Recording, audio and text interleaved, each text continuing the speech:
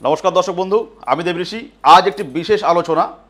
যদি আপনার ঘরে মনে হয় যে আপনার ঘরে, আপনার বাস্তুতে বা আপনার জীবনে কেউ কালা জাদু প্রয়োগ করে রেখেছে, কোনোভাবেই আপনি আপনার কর্মজীবনে উন্নতি করতে পারছেন না, কোনোভাবেই আপনার সংসারে শান্তি পাচ্ছেন না, সবসময় যেন একটা অশান্তি গণ্ডগোলের মধ্যে দিয়ে আপনাকে চলতে হচ্ছে, যেটা আপনি করতে চাচ্ছেন না তবু সেটার মধ্যে ফেঁসে যাচ্ছেন, তো যদি মনে হয় এই সমস্যাগুলো আপনার জীবনে ঘটছে, যদি আপনার উপরে বা আপনার সংসারের উপরে কেউ যদি কালা জাদু প্রয়োগ করে রাখে, কিভাবে তার নষ্ট করবেন, কিভাবে কালা জাদুকে শেষ করবেন, তার জন্য একটি টোটকা আপনাকে করতে হবে।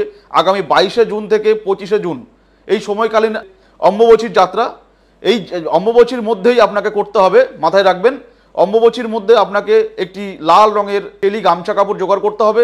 তার মধ্যে আপনি সামান্য কিছু পরিমাণ আপনাকে দিতে হবে, পুরো কর্পূর দিতে হবে এবং সামান্য কিছু পরিমাণ সন্দুক লবণ। এই দুটো ক্রিয়া একসঙ্গে করবেন। করার পরে আপনি আপনার বাড়ির যে সদর দরজা, যেই দরজা দিয়ে আপনি বাড়িতে প্রবেশ করছেন, ঠিক সেই দরজার ঘরের ভিতরের সাইডে আপনাকে ওই পুটুলিটা ঝোলাতে হবে। যখন আপনি ঘরে ঢুকছেন, আপনার মাথার উপরে যেন জিনিসটা থাকে। এই জিনিসটা করবেন ঠিক 22 থেকে 25 তারিখের মধ্যে। মাথায় রাখবেন, 25 তারিখে অমাবস্যা আছে, অমাবস্যার মধ্যে যেন ক্রিয়াটি করবেন না।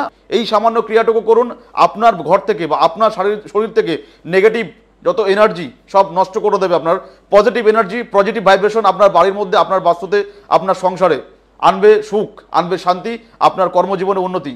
করুন এই টোটকা, হাতে হাতে ফল পাবেন। নমস্কার, জয় মা।